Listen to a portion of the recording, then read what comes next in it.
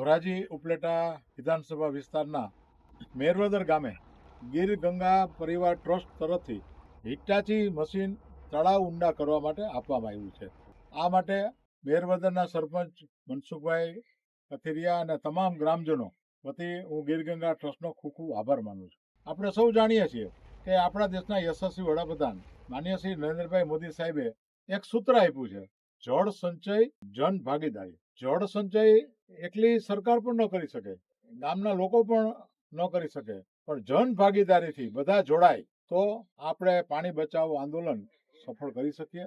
અને એના આધાર ઉપર આપણા તળ સૌરાષ્ટ્ર વર્ષોથી એક સૂકી જમીન રહી છે. હમણાં સારી વાત છે કે હમણાં થોડા સમયથી વરસાદ વરસે છે, પણ જો આપણે પાણી બચાવીએ નહીં, પાણીને એનું જળસંચય ના થાય તો ભવિષ્યમાં ગમે ત્યારે મુશ્કેલી થઈ શકે છે.